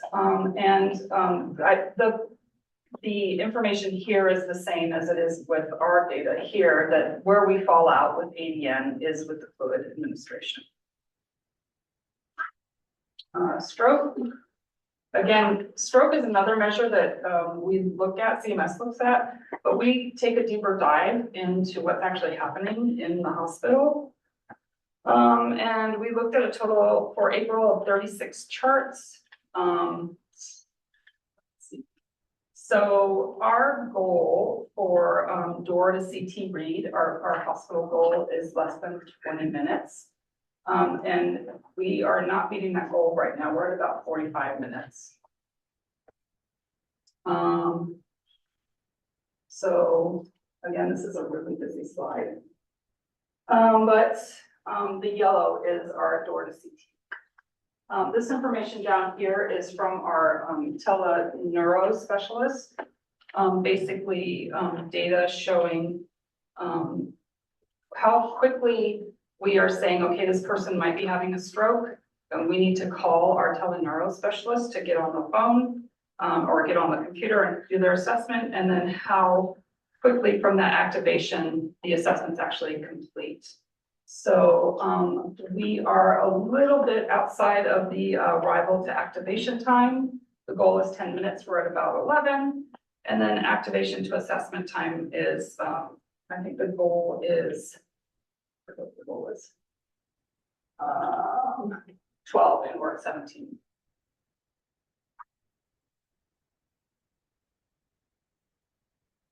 And then ADN does the same thing for stroke. They help look at our charts and then report to CMS on our behalf. And we had a rough month, it looks like, in February, but I think that's their measure is, did we get the scan within 45 minutes? So DORTA CT scan results at 45 minutes or less. And if we're consistently at about 45 minutes on average, it's probably outside of we're not meeting that mark for that particular month. And I think one more thing that I want to say is that we are going to be starting up the stroke and sepsis committee meeting again, which kind of fell off, which is good. It's good to have that meeting going. Yes, I am working with our data analyst to try and make all of this data a little more digestible in one slide. And this is the proposed slide. We're not there yet. As you can see, we have lots of blanks to fill in. My hope is that this will be something that's a little quicker to look at. And that's it. Questions? Questions for Michelle? Yeah. On the WPV assessment, when do you expect to get results from that? I think that's a great question, but I anticipate another, probably within the next month. And then the workplace, in things that are going to be done, the workplace violence policy, is there a timeline for when that will be completed or? No, not yet. I did discuss it at the last meeting. Got some drafts. And I don't know if hospitals do this. I know when I worked for the County of Santa Cruz, we would go to other counties that had policies in place and we would take them and then we call them Santa Cruz them, make them more to what we, to fit our county, but we, instead of starting from nothing, we identify who has something that we could, and I don't know if that's something. We do utilize that, of creating policies. Okay. Possible, yes. Okay. And then talking about encouraging reporting and how does that happen? How are you encouraging people? That's a great question. So it's a policy, it's part of our policy. So the expectation is if you're an employee with us and something happens, an incident happens, we ask the use in the policy, you have to review that, fill out a verge is what we call it, an incident report. There is education that happens on a regular basis.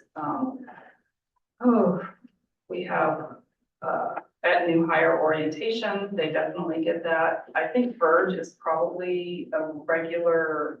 I think it's pretty well known that it exists. It's not reporting incidents wouldn't be something that's just unique clearly to Watsonville Community Hospital. So I think above and beyond that, I'm hoping that getting some of this data out there will help.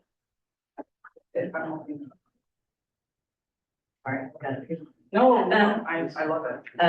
On the HACs, for March, there was an uptick of 10, and I don't know if that was due because there were higher volumes in March of patients. I think there was a little bit of staffing challenges on the third floor specifically. Okay.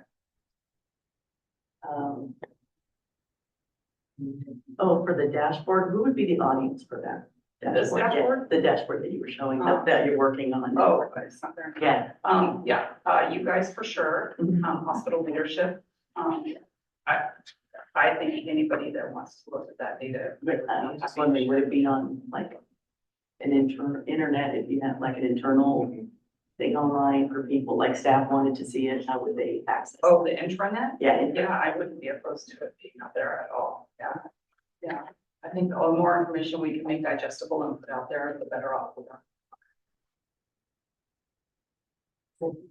Thank you. Alex, or, Michelle, I understand the thing about the fluid boluses is really a paperwork issue. Is that correct? Or it's a reporting issue rather than an actual delivering the fluids? Well, what ends up happening is physicians, CMS makes a recommendation, right? So you should be giving this many milligrams per kilogram. But a physician has the ability to say, this patient has heart failure, I'm not gonna exacerbate that. I'm going to give them half of what's recommended. And the expectation is, if that's what they're doing, in the medical record, the physician needs to say, this is how much I'm supposed to give, this is how much I'm going to give, and this is why I'm going to give it. So, and that doesn't always happen. The other thing, a comment about the proposed dashboard. I found it the most confusing of all the slides. Oh, It was the first time I'd seen it. It's small on my little computer, but is this a draft? yeah, Okay, feedback. all right, thank Thanks. you, thank you very much. I appreciate that. Director Friel? No, go ahead. Yeah. How many other hospitals make any of this data publicly available or do presentations like this? Is this something that's kind of standalone maybe? I really couldn't answer that question. I think, I don't know, Steve, what do you think? It's great information. So, Strikes me as something a lot of hospitals still have. so the requirements are very vague, right? In that we should do a quality presentation on a quarterly basis, and that's really our policy to the board. Not every hospital is public, right? So you have to narrow it down. You certainly wouldn't see this on private hospitals' websites. And those that are public, there's a variation in the level of detail that they show. So it's a hard, I mean, there's so many details here, it's a hard question to answer. I mean, all of the kudos. We're probably on the high side Right, of transparency on this stuff. That was a lot, but, because that's a lot of info. It's great. No, this is a good thing. It's a good thing. Yeah, right? We've looked at this before. Yeah. Together, so. I probably always have a motivation, like recently, I think there was a person in the press who had some comments about their perspective of our transparency. And it's impressive how much we're actually putting out there in the universe. For so few hospitals are doing anything of this scale. So this is kudos and appreciation. I think every one of your presentations are very rich with information, and it's approachable. The way you described it to us is approachable. Sometimes not coming from the healthcare space, we gave lots, but I appreciate how you present it. The question on the employee prevention committee, how big is that? Often does it meet? It meets monthly, and the size, probably on average, I would say we get between 10 and 15 people that participate. We do have staff that regularly attend, which is also nice. It's good to have them attend as much.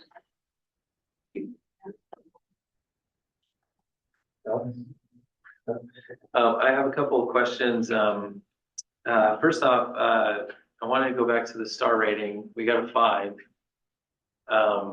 Because of sounds like 2 amazing staff members that do a lot of rounding, or can you talk about using that as an example, or what you've been able to glean from that team that has produced a 5 that we can implement in other areas of the hospital, or just how we got to a 5, I suppose? I think that the magic sauce is being in that room, talking to that patient.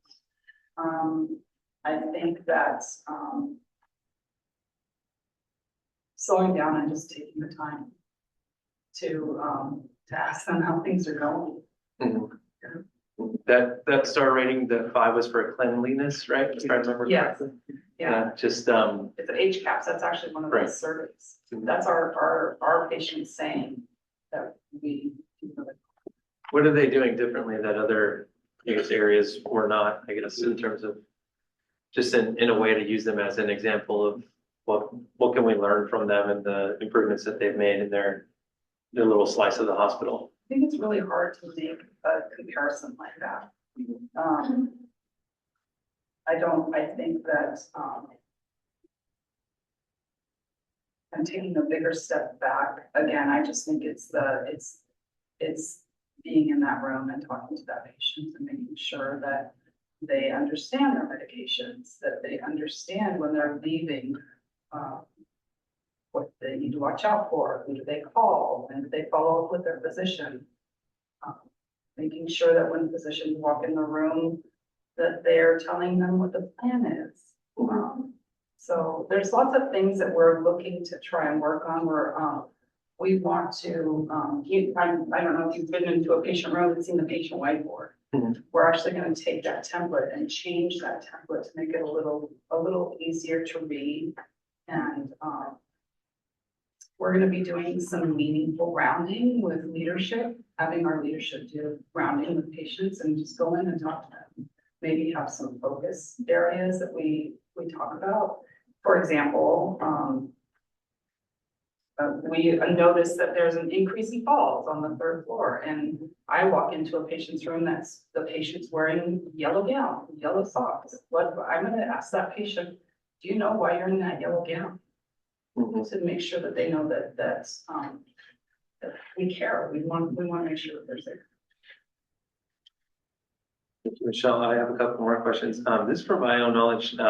What is deemed reportable? Like, is there a threshold?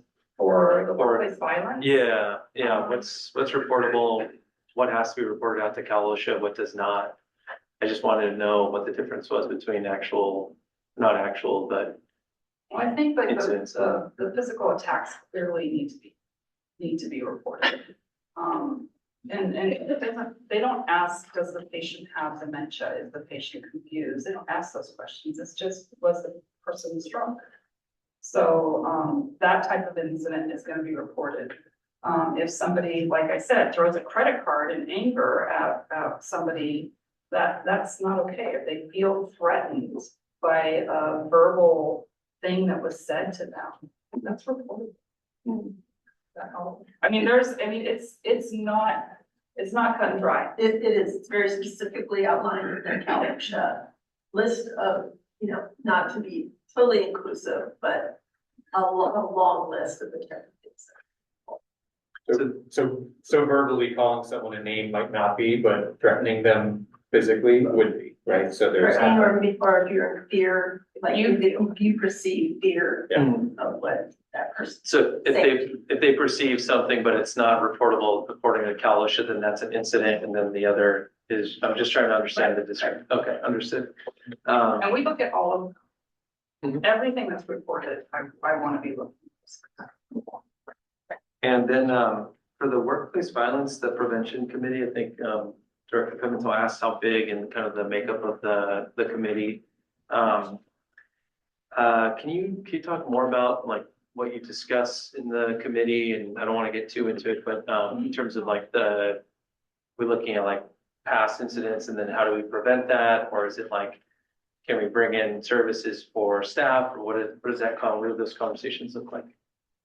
I think we look at, we do look at incidents, we look at things, that we know we need to improve and whether or not we can do it right now. Sometimes there's financial barriers that keep us from doing it. Policy. Some of the things that we're working on, and by the way, in our nurses contract, and also SCIU, there is an actual call out that nurses are part of this committee and have this committee. So we always have a good representation of nursing staff, all walks of life, primarily, but there's a lot of nursing. But we're looking at signage for, expectations of how you can behave or how you can't behave as when you come into the facility. We're looking at access and doors and a lot about screening for weapons and different things, right? For security. A lot of work, John and Rob, they're doing with LAPD.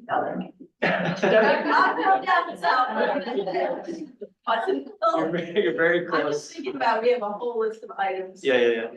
That's right. I forgot projects and things that we're working on. Yeah, so the work with Watsonville PD has been amazing. I think anyway, I think it's impacted our director of ED. What role do they play? Do they just give you like, here are signs to look for, or what do they do? They respond when we need help, they respond. And the relationship, I think, I don't know, we started maybe February.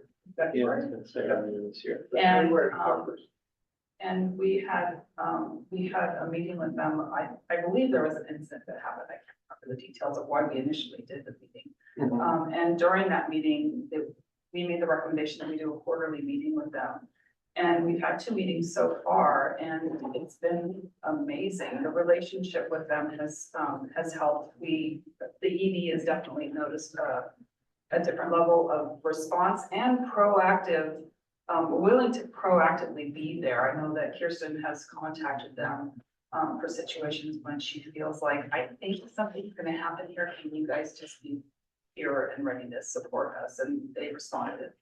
And it goes both ways. It's helping Watsonville PD as well from what they've shared with us. Interesting. Yeah. I'm wondering if there's a mental health component to that for staff that have gone through either, you know, a reportable incident or a non-reportable incident, I suppose, but is there a mental health component to that? Have we thought about including that in? That's why I want to work on our actual response, because I feel like, in healthcare, it's, we don't often Mhm. get help. You know, we want to be delegated. And, so my hope is that we can do, an email to everybody that has that kind of, an incident, and then attach our EAP, which is a resource that that's a free resource that they can use. So we're trying to get a better debrief type situation where Right. we can have people come out.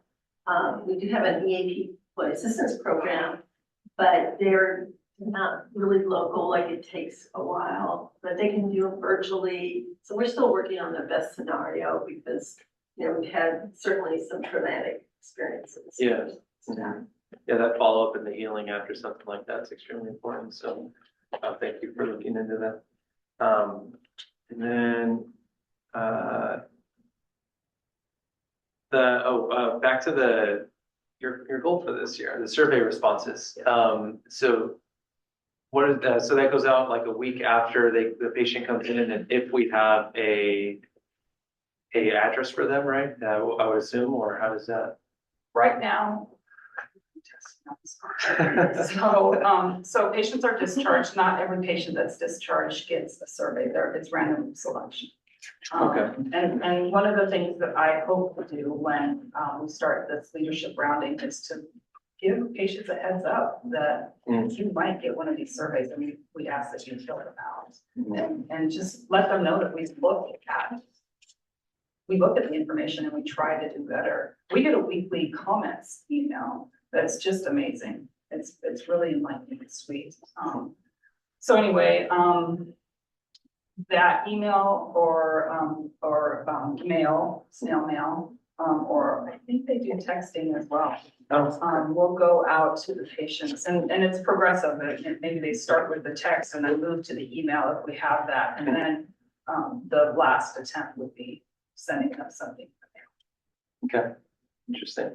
I wonder how, not to tilt the response or anything like that, but to make it visually appealing, I suppose. So, I mean, we get so many things in the mail, especially this time of year, just toss it, get rid of it. I mean, you get something from like the hospital, it could be like, oh, I'm getting another bill or something like that. And I'm wondering what it looks like in the hospital.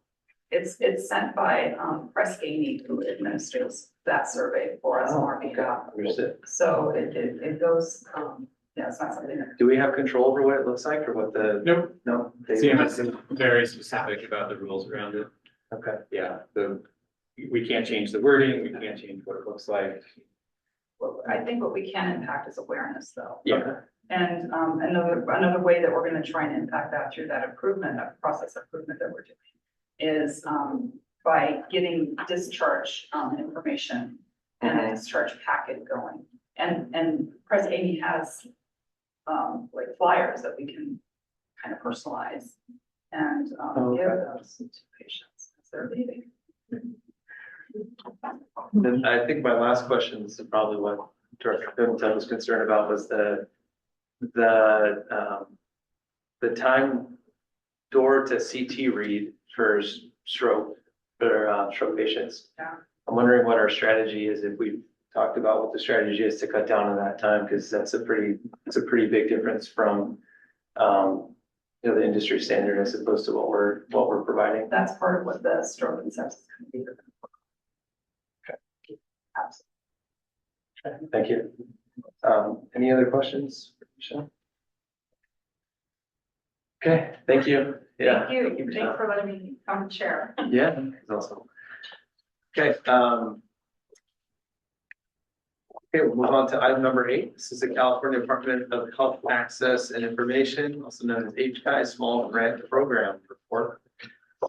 We have a recommendation in front of us to pass a resolution authorizing Watsonville Community Hospital CFO or executive delegate to execute and deliver an agreement with the state of California if a grant under the emergency grant funding for hospitals is approved. Julie, whenever you're ready. Okay, well, we've talked quite a bit about the fact that we have not yet heard, and as of 7:20 this evening, we still have not yet heard on the AB 108.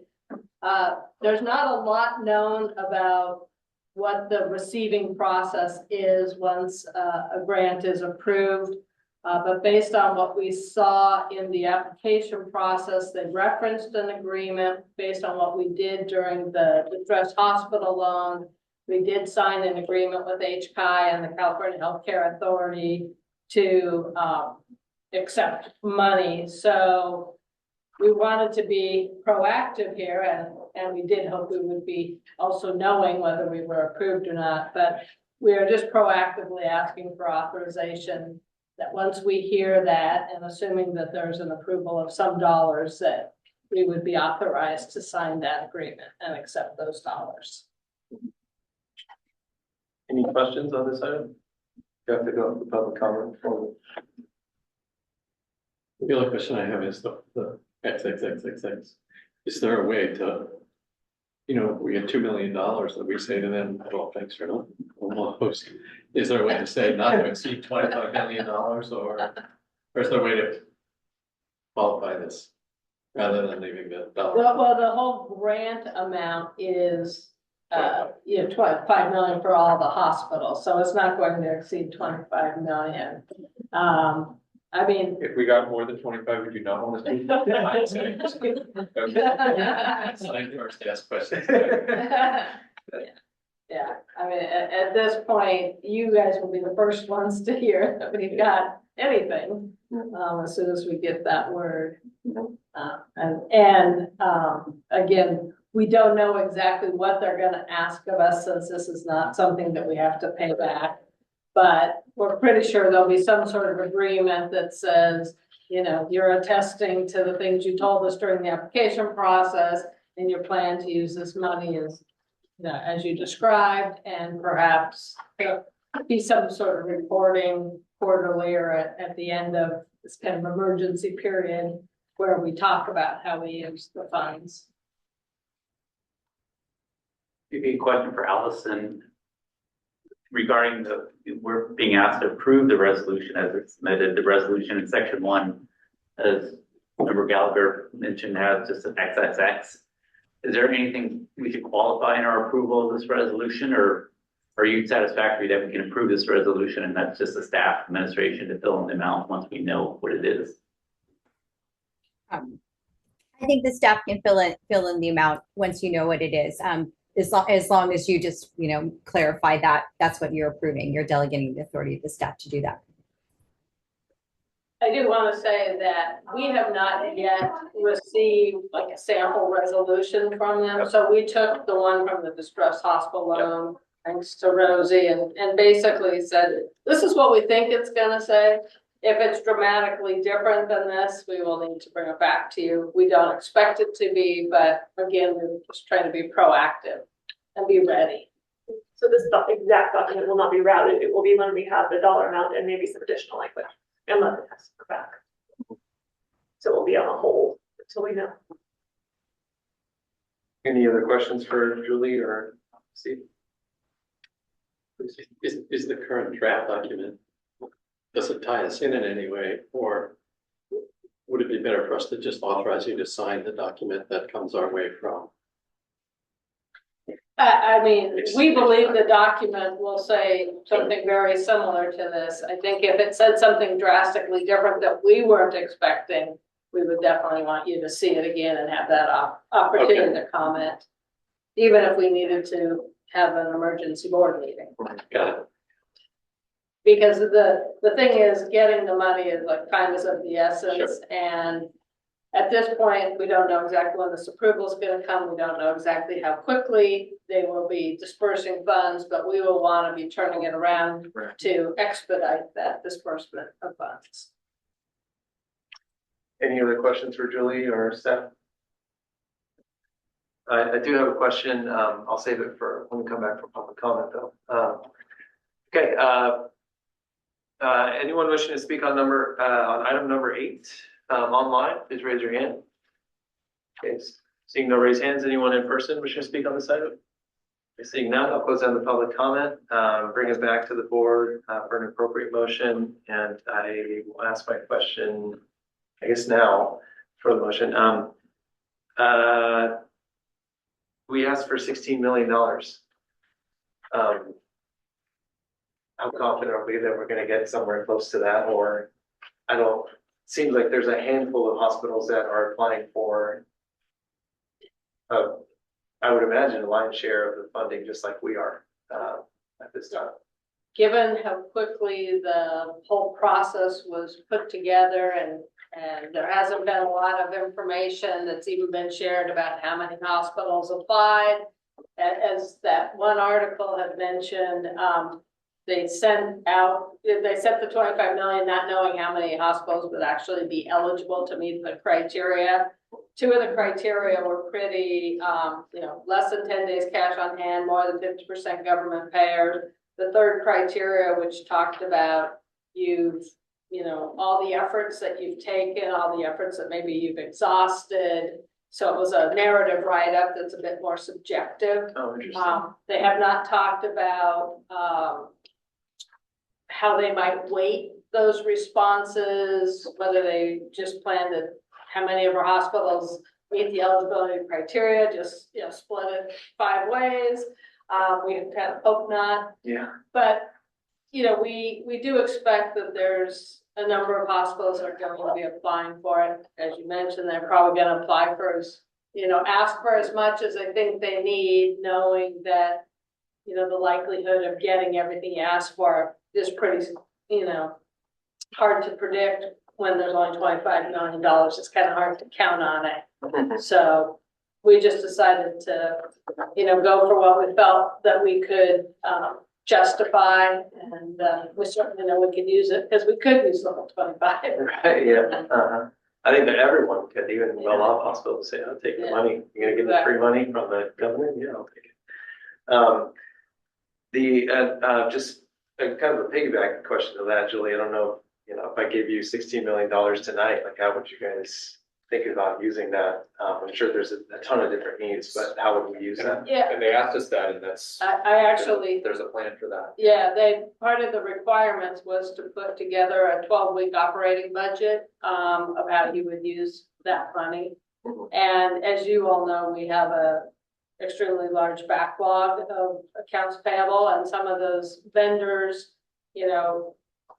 choose to either not provide a service, provide less supplies than maybe we might be asking for.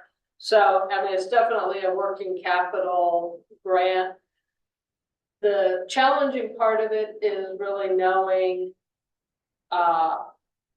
when we're gonna get it and how long we really need to make it last, because we don't have the answers about Block 9, we don't have the answers about our other intergovernmental transfer program and when that's going to be kind of resurrected. It's waiting for its approval. So if we had those answers and we knew like we only need this money to last the 12 weeks, we would put a lot of energy into the accounts payable that we need to pay, and perhaps some of the other kind of operational needs that need to be filled. But we're going to, at the beginning, if we were to get that money in a couple weeks, we're gonna, be very efficient with how we spend it. trying to, make sure that we can add a little bit more to our weekly AP budget because we have some very tough conversations every week, just prioritizing AP payments. Right, okay. Any other questions? For Julie? Okay, then I will entertain an appropriate motion for item number 8. I'll move staff's recommendation noting that the resolution provided clearly could be amended by staff as needed. And we broadly approve staff to sign any agreement they deem worthy and return to the board with ratification. So you have pre-approval versus waiting for approval as broadly as you need it. Second. Thank you, Directors Pimentel and Gallagher. I'll take roll on this item. Director Bali? Yes. Director Creel? Yes. Director Gallagher? Yes. Director Pimentel? Yes. And Chair Negus. Yes. Yes. Just closing comments, just want to thank put it into the public comment that just a big thank you to Senator John Laird and all the folks up in the state legislature that have been working really hard on getting something like this for hospitals like us that are in difficult financial positions right now. And also thank you to all of our advocates, our CEO, I know Steve's been working the phones, emails, everything like that for, many months, shaking trees along with me at the state level, at the federal level, here at the county level, just trying to find dollars to help us get through this really tough financial time because of what's happening at the federal level and the delay in qual payments and everything else. So just thank you. And then thank you to our advocacy groups. It's my understanding that the nurses have also helped at the state level advocate for additional dollars for hospitals in our position. And then also our community advocates, some of our nonprofit partners and the county of Santa Cruz as well for reaching out and advocating for hospitals like us. So just thank you. We're going to move on to item number 9 now. This is a community access to responsible care evolution ad hoc committee report out. There's no action at this time, but there will be an update from Directors Pimentel and Gallagher. Gentlemen, whenever you're ready. The largest update just occurred. Yeah.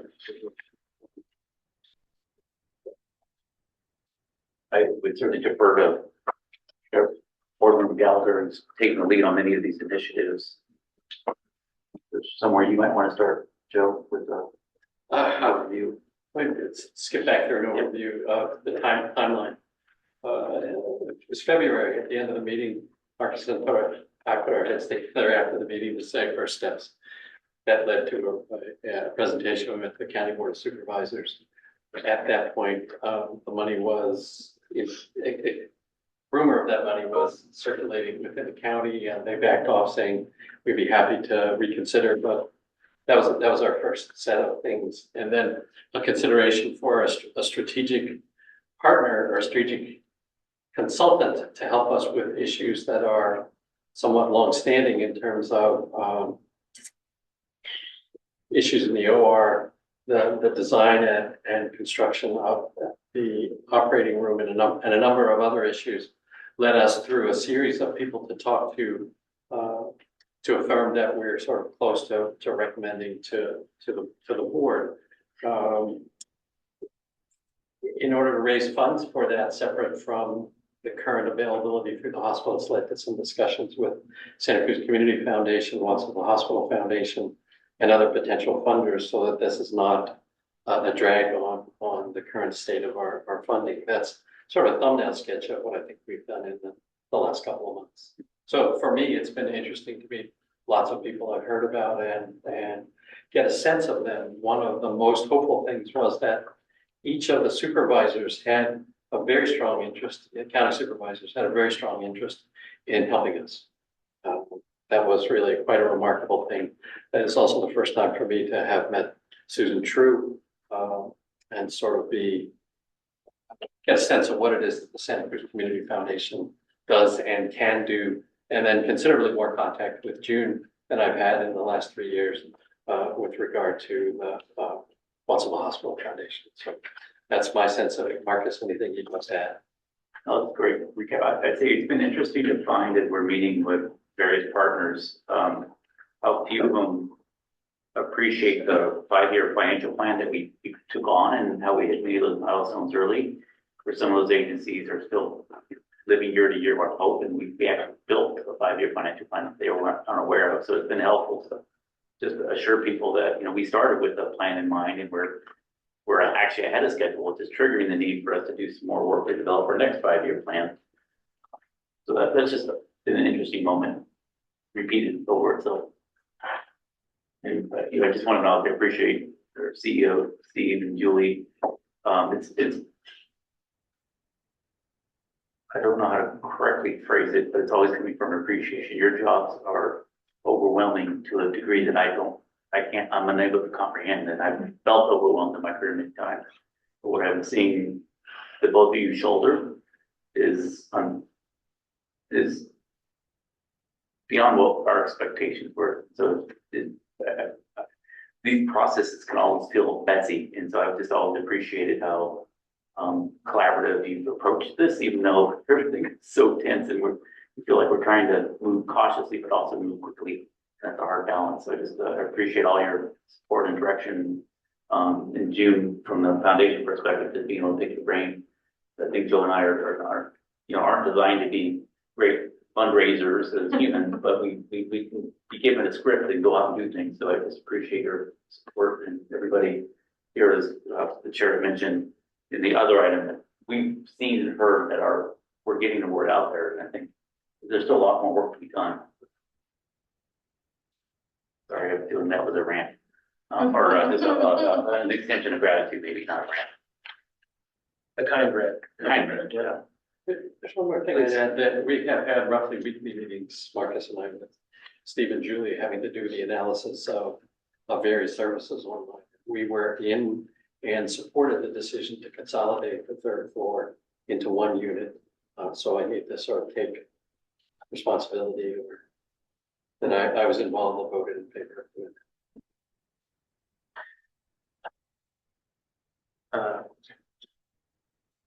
Thank you. Any questions from my fellow board members of the CARE Ad hoc committee? I have maybe just curiosity, as we come back to, and we get these updates from the ad hoc committees, just what the future of the committee looks like, the ongoing work, like what do the next steps look like for the committee, if you've thought that far, or not a kind of regroup after today's presentation. Yeah. I think we're kind of working in parallel right now. I mean, we started with a different track in mind of really like a stabilization plan moving towards our 5-year financial plan, but that was our kind of primary aim. Service evaluation, really a response to the financial challenge and the cash flow challenge. And then with the eye toward financial planning, as documented in last month's report and in our board letter, we had to pivot and really put all of our efforts into cash solutions. And I think it was I know and I'm aware that it was a multi-pronged effort. Staff, yourself, many partners were all out there. So a lot of our committee's efforts for the first couple of months was really in making sure that, especially our local supervisors who had a full understanding of what we were doing and where the opportunities lie. I think we're coming back to where we've solicited some proposals for how different firms might address our needs in the short term in our stabilization. So I think we're getting back towards the track of what it will take to supplement our staff, because we're all doing a lot of things. So what it will take to supplement our staff and then finding some resources to help fund that. So we're less of a burden on the hospital with the cash to fund a strategic thought partner to come in and help us through this short-term to long-term plan. So returning back to short-term and long-term planning. Service evaluation. Joe, anything else you want to add? No. Yeah, I think we've talked about it in previous meetings, but the idea of at a time when healthcare is in a really challenging moment, trying to grow our way out of this really challenging moment is really daunting, and I think it's something that you don't see in other sectors. I think that when we're facing deficits, first reaction is to cut, and in healthcare, that's kind of the opposite, right? At least that's what I've been told. It's really difficult to come back from substantial cuts and to rebuild from that. For, not a temporary reduction, but a full-on service line, just, NICS is really difficult. And so, when I established or, put together the care committee and brought it to the board, and again, just thank you for the two of your work over the last month and 2 months on this. This has been a big heavy lift, so thank you for that. This is exactly the sort of strategy that I was hoping that the care committee would come together and think about is, before we ever start thinking about reduction of services, how can we actually grow our way out of this really challenging time? And so thank you for doing a lot of the government relations work. And it is encouraging that our board of supervisors representatives not only one understands the issue, and two are looking at potential solutions at the county level. And we now, all of us here, understand the financial challenges they're facing as well, right? And so we're really approaching this at all different ways of trying to get ourselves out of this really difficult rut. So, Dr. Gallagher, I know, thank you for taking accountability for saying that you voted for the decision to. Yeah. I think that we're all in that moment right now, right? Like this is, like Marcus was saying in the previous, or Director Pimentel was saying in the previous presentation about the quality report. Not other organizations are not as transparent as we are as we're going through this really difficult time, and that breeds sometimes some content, but I think it also breeds accountability. And I just appreciate the two of you for stepping forward, for taking on a really difficult situation, and for following through on what the board had said, that this should be an opportunity for us to figure out how we're gonna, if we can, grow our way out of this as we are in a really difficult time. Because I think, we talked about it earlier, hopefully we get some money today or tomorrow, that'd be great. Distress hospital loan round 2, WAP will hopefully come in at the end of June. WAP 10 will then be layered on top of that. Everything goes well. I mean, there are a couple breaks, and I didn't even talk about some of the things that we're getting from Measure N, whether that's a CT scanner, the MRI scanner, so on and so forth, where I think we can turn a corner, but it's really difficult in this moment. And we're doing a really great job of exploring all different avenues, all at the same time, really turning back into the working board that we used to be back when we set up in 2022, and doing the work that needs to be done to actually give ourselves the best shot to get out of a really difficult time, with still putting our staff's well-being and then our patients' well-being at the forefront, and understanding that when we're making mistakes, we need to be responsive and fix those mistakes in real time. So just to the two of you, Steve, Julie, for putting in the work to bring together, a substantial report and all the work that goes on behind the scenes. Just thank the two of you. I don't really have any other questions. I just want to take that moment and just acknowledge the work that the two of you have been putting together for this. And I think Dr. Gallagher or Director Pimentel, you mentioned a potential firm that might come in the near future. Just thank you for exploring that. And yes, really difficult short term, but it is right around that time for us to start thinking about what does the hospital look like in 5 years, right? It's in that moment where we get this influx of cash that we hope and that we expect that we're going to get. We should have a strategy how we're going to use that. So it sounds, just appreciate your work. Any other questions or any other comments on this? If not, one comment. Yeah, should I hit our way? We know that the 20 years of for-profit ownership that bled cash out of our community resulted in the loss of commercial patients who started choosing elsewhere. And so, we used to have a greater share of commercial patients, which is more profitable for us. And it's not us choosing, but we have the bandwidth, we have the space, we have the most amazing people working in this hospital. we know that's an easy, low hanging fruit. We've just got to start targeting, getting people to make a choice to come back here. They used to choose here. That's an illustrative example. We also know other hospitals do very well with their clinic models where they have larger clinical outreach that is the funnel to our hospital and our investments in growing coastal healthcare. That's an example of that, but there's more to be done there. So you're absolutely right that there are opportunities out there. They all take time and effort. And it's hard when it's just a challenge at the federal level, at all levels are hitting us. Okay, with that, I'm going to adjourn the meeting of the Watts Hole Community Hospital